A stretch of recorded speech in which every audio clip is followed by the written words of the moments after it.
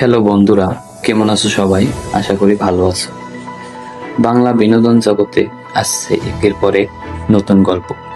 ছোট পর্দায় যেমন আসছে নতুন নতুন ধারাবাহিক ও ওয়েব সিরিজ, তেমনি বড় পর্দায় আসছে নতুন নতুন সিনেমা।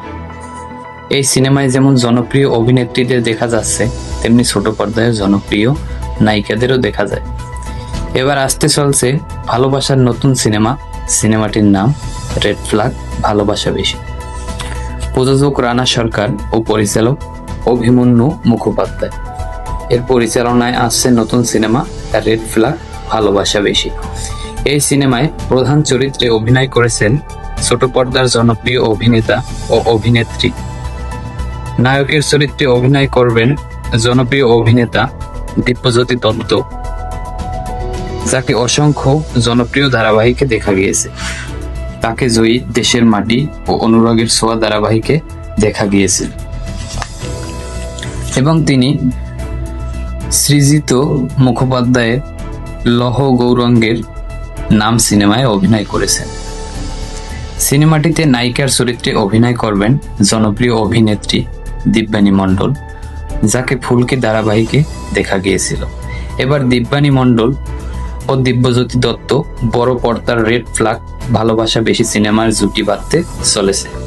সিনেমাটির মূল কাহিনী হলো আধুনিক প্রেমের সম্পর্কের অস্বাস্থ্যকর দিক, অত্যধিক আবেগ এবং মানসিক জটিলতা নিয়ে। সিনেমাটির মূল বার্তা হলো ভালোবাসার নামে সম্পর্কের মধ্যে নিয়ন্ত্রণ বা বিষাক্ত আচরণ কিভাবে রেড ফ্ল্যাগ হিসেবে কাজ করে তা এখানে দেখানো হয়েছে। সাধারণত অতিরিক্ত ভালোবাসা যখন নিয়ন্ত্রণ, অবিশ্বাস বা মানসিক যন্ত্রণার কারণ হয়ে দাঁড়ায়, তখন তাকে রেড ফ্ল্যাগ বা সতর্ক সংকেত বলা হয়। এটি সম্পর্কের ক্ষেত্রে ক্ষতিকর দিকও হতে পারে।